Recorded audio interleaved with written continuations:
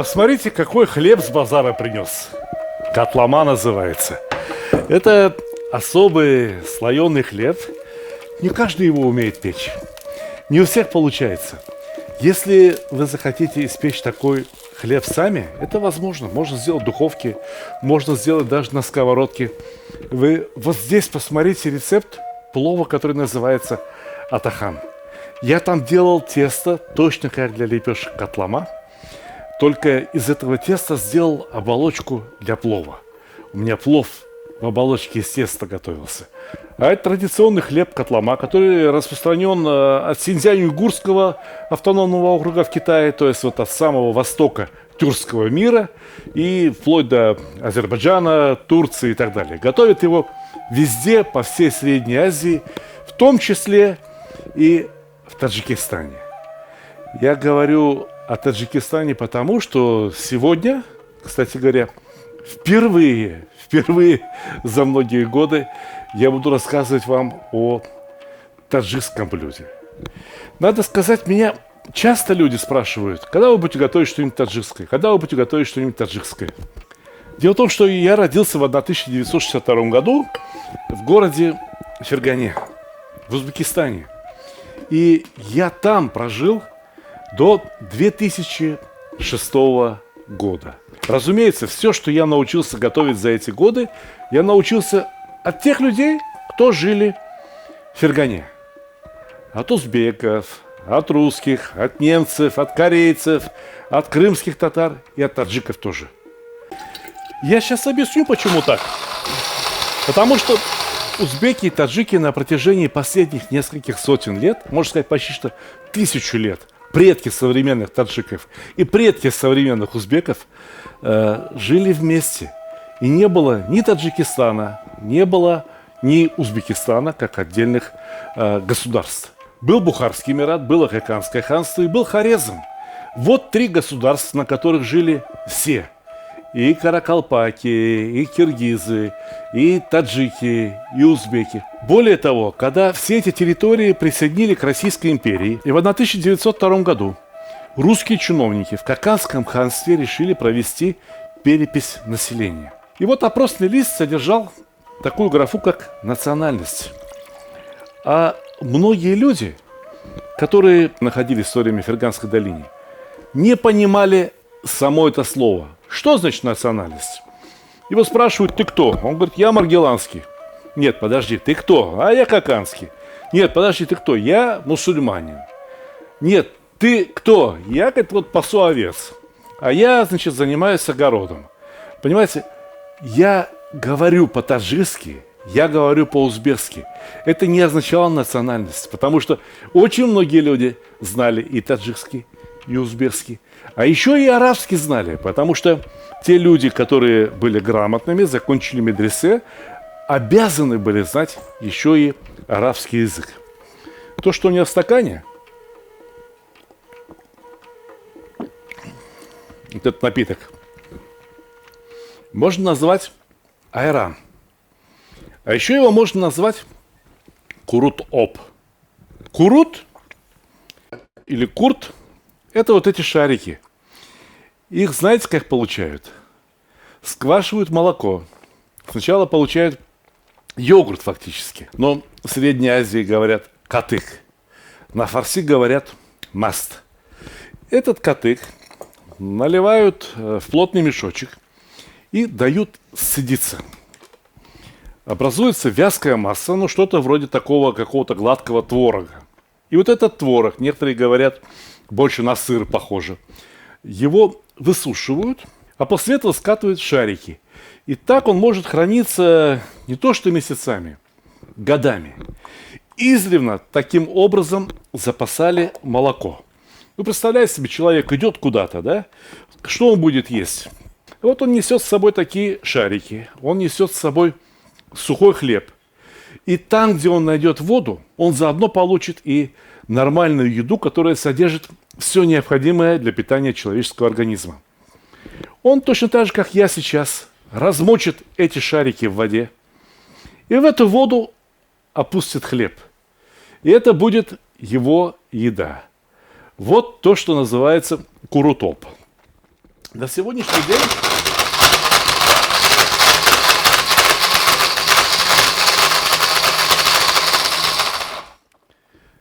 пусть немного размокнут, мы их потом разобьем блендером.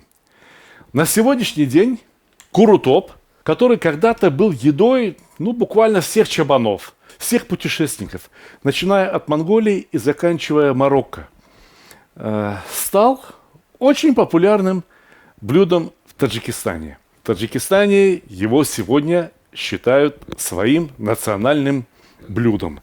Точно так же готовят и в Узбекистане.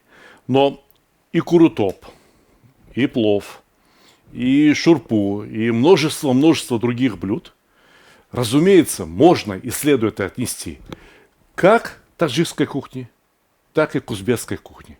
Потому что эти блюда были созданы всеми народами, в том числе и окружающими народами, которые проживали на этой территории. Знаете, что вот этот курт, который я сейчас сюда опустил, присутствует также в индийской кухне.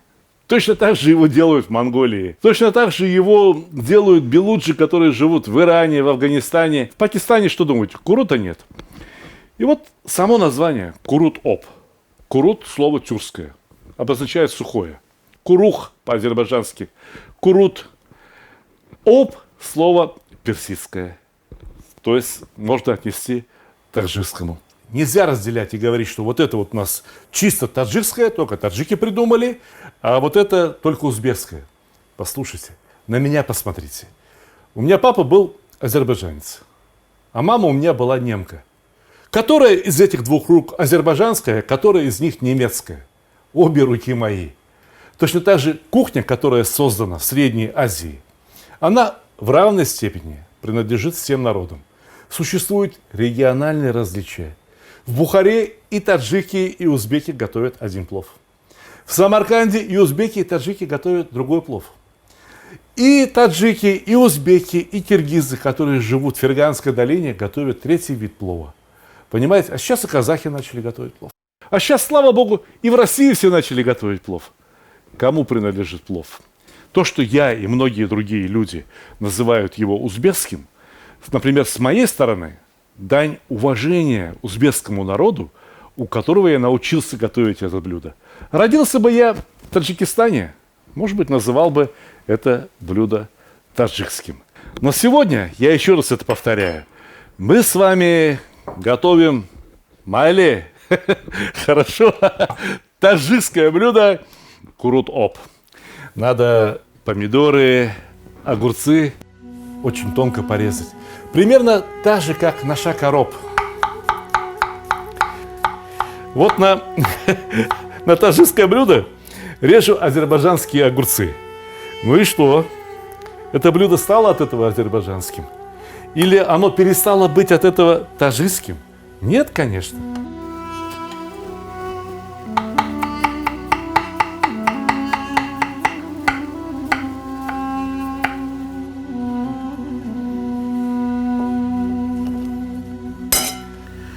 Вот когда помидоры мягкие, когда они спелые, скажите, пожалуйста, кто вот так режет помидоры на весу? Узбеки или таджики? И те, и другие так режут. И уйгуры так режут. И русские, которые жили в Средней Азии, тоже так научились резать. И я так режу. Я азербайджанец. И что теперь? Так удобно. Понимаете? Вообще, что такое национальная кухня и что такое региональная кухня?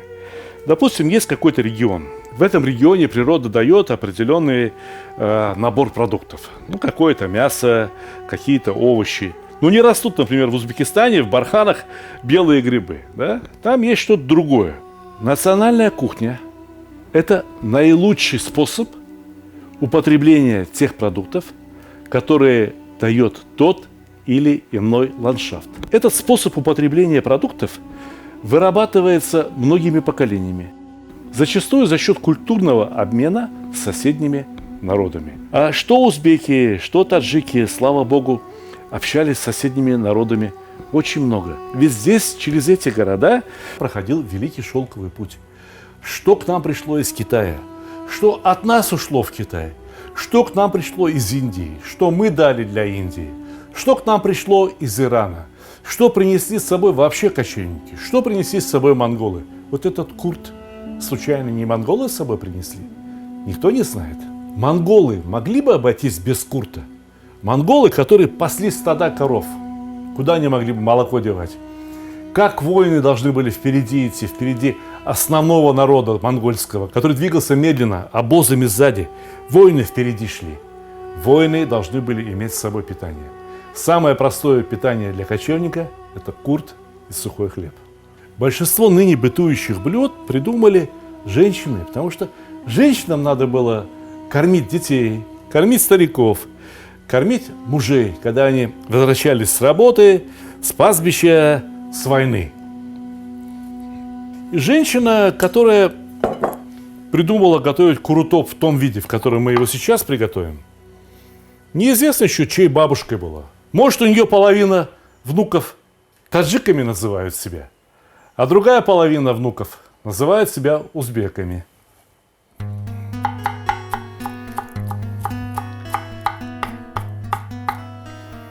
То, что я сейчас режу, в России называют кинза. Ну, от грузин пришло, поэтому и называют кинза. А что таджики, что узбеки, как говорят на эту зелень? Кашниш. Одинаково же.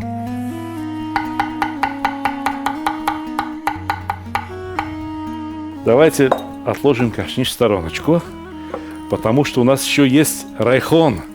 То, что в Европе называют базилик. Ух, как он пахнет вкусно! Слушайте, кто его вырастил, а? Его, вот этот райхон, таджики вырастили или узбеки вырастили? Например, для меня никакой разницы нет. Для меня самое главное, чтобы от райхона пахло праздником. Вот я с разными людьми разговаривал, и преимущественно все добавляют в курутоп кашниш и больше ничего. Я сегодня хочу сделать по-другому. Я хочу добавить и райхан, и укроп, и зеленый лук, и даже редиску тоже немножко порежу. А что думаете? Хуже получится?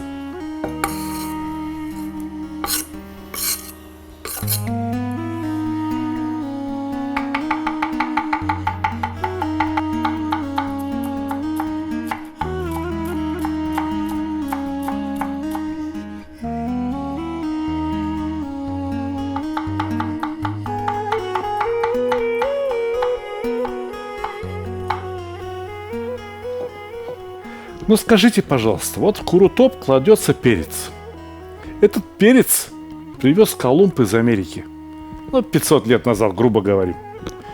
Помидоры тоже он привез из Америки. Но только в 1780 году помидоры стали употреблять в пищу сначала в Европе. А к нам в Среднюю Азию помидоры попали, как и картошка, примерно 150-160 лет назад.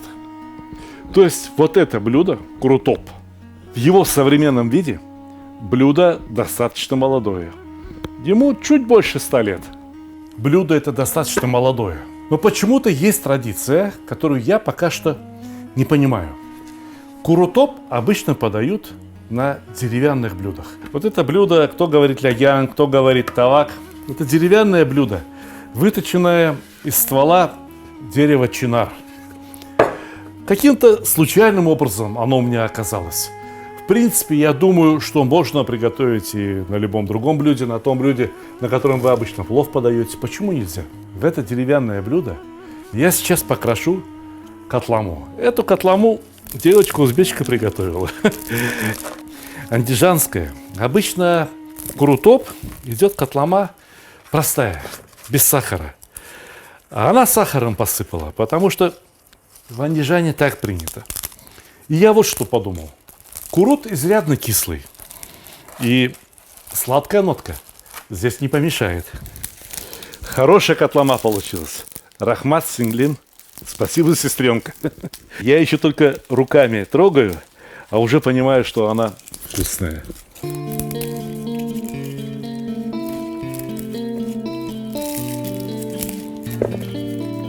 Видите как? Каждый листик отдельно.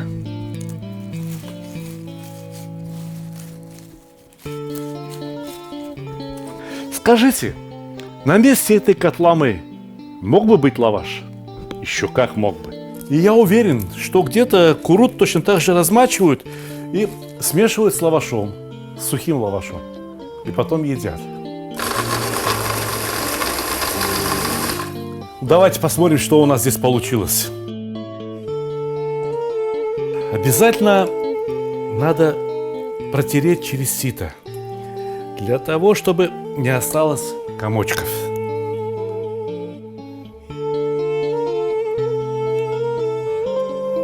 Давайте эти комки обратно выложим в блендер, добавим еще 50 грамм воды и взобьем. Посмотрим, как получится.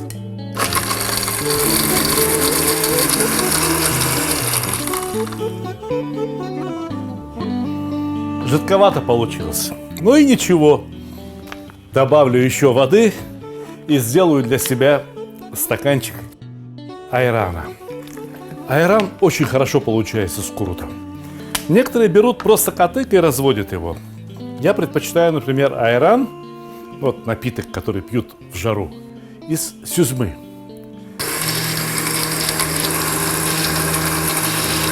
Сюзьма – это как раз сцеженный творог. Кислое молоко наливают в мешочек и дают стечь все сыворотки. Узбеки и азербайджанцы говорят сюзьма, таджики говорят чакка. Слышите, как поэтично? Капельки с мешочка падают, говорят чак, чак.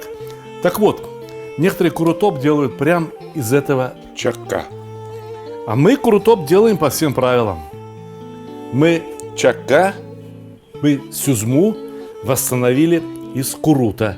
И теперь эта сюзьма, теперь эта чакка имеет очень своеобразный вкус. Примерно такая же разница, как, например, рыба свежая и рыба сушеная. Пусть постоит, пусть хлеб, вот эта котлама, только что свежеиспеченная, напитается курутом. А нам вот что надо сделать. Нам надо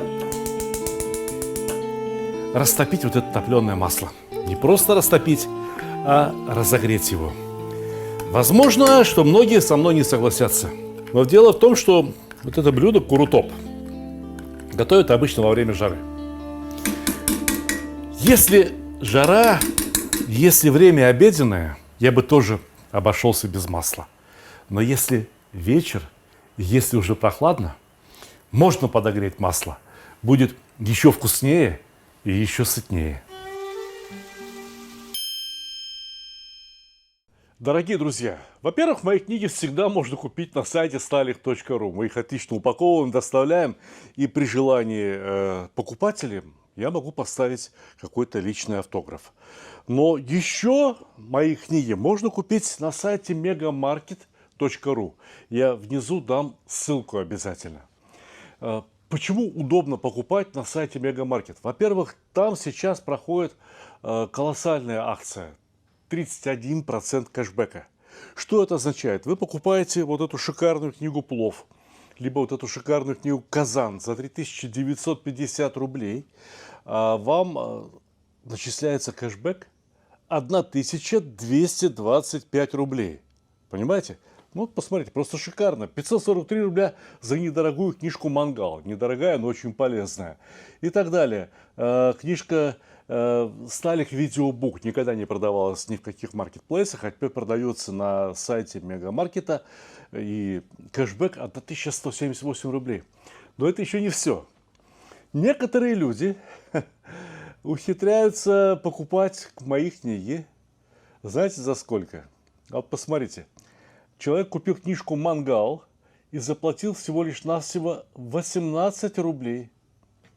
Кто-то купил книжку «Плов» и заплатил 40 рублей. Но вот эти люди, вот они уже получили, доставлено покупателям, здесь написано, вот эти книги уже получили люди. «Счастье кулинара», «Stalih Видеобук», «Плов. Кулинарные исследования». Они заплатили, знаете, сколько? 0 рублей. Каким образом? Если вы пользуетесь карточками Сбера, то там начисляются особые бонусы. Сбер спасибо. И многие не знают, как их потратить. Значит, заходите на сайт Мегамаркета, ищите кулинарные книги Сталика Ханкишиева. Потом я вас отдельно хочу попросить. Значит, вот здесь есть возможность выбрать среди продавцов. Выбирайте Stalih Ханкишиев. Значит, почему это необходимо сделать? Дело в том, что очень многие какие-то магазины продолжают торговать моими книгами, но это остатки книг, которые кочевали со склада на склад и неизвестно в каком состоянии. У меня книжечки новые, отлично упакованные, вы получите и будете очень рады. Итак, по Сберспасибо можно получить даже бесплатно, либо заплатить столько, сколько вам удобно. Можно получить огромный кэшбэк 31%. И кроме того, шикарный выбор для подарка, да и просто для себя любимого. Вот масло хорошо нагрелось. Видите, аж дымок с него пошел. Теперь выкладываем поверх этого чакя, восстановленной сюзьмы. Выкладываем лук. Можно оставить как есть. Вот сырой лук. А можно взять и полить его вот этим горячим маслом. Будет еще вкуснее. Правда, одновременно и еще сытнее. А кто сказал, что еда летом не должна содержать калории?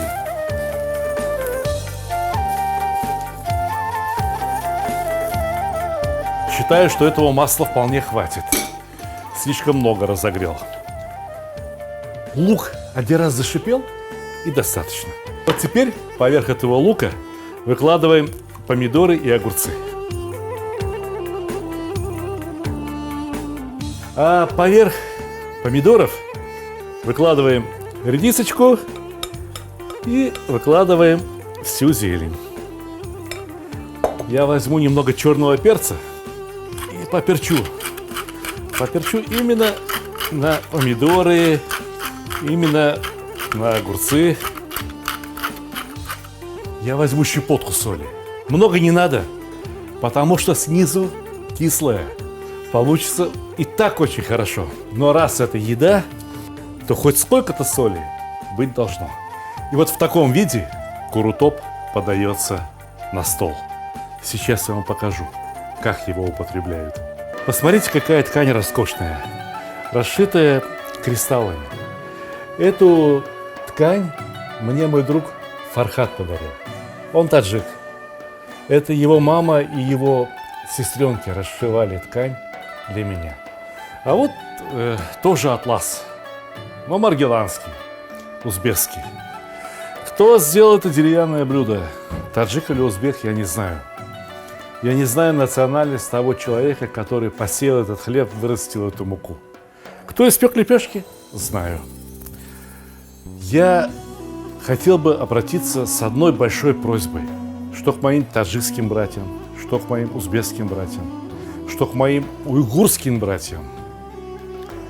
Пожалуйста, хватит разводить националистические споры вокруг кулинарии. Я точно знаю, что это не нужно ни одному хорошему человеку.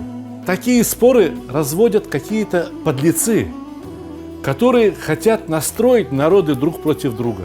Именно с таких споров все началось на Кавказе между Арменией и Азербайджаном. До сих пор там почти что каждый день льется кровь. Неужели вы хотите, чтобы в нашем родном краю матери лили слезы из-за того, что их сын, их брат или их отец погиб на войне? Националистические войны самые страшные, самые бессмысленные. Хлеба всем хватит, воды всем хватит, коровы будут, молока тоже всем хватит. Помидоры, огурцы, лук, кинза, редиска каждый год новый вырастает. О чем мы спорим? Давайте лучше говорить о дружбе. Давайте лучше говорить о том, как наши народы сделали друг друга богаче, какая замечательная культура возникла в результате столкновения двух братских народов. Что Иран, что тюркский народ, что таджики, что узбеки, что киргизы, что туркмены. Ну, а я ту еду, которую готовлю, которую люблю с детства, продолжу называть узбекской. Меня эту еду узбеки научили готовить. Поэтому я сейчас хочу вам пожелать приятного аппетита и показать нашим русским братьям, как едят такое блюдо. Некоторые просто берут ложечкой и едят, некоторые берут другим кусочком хлеба и едят. Можно не перемешивать, а можно и перемешать.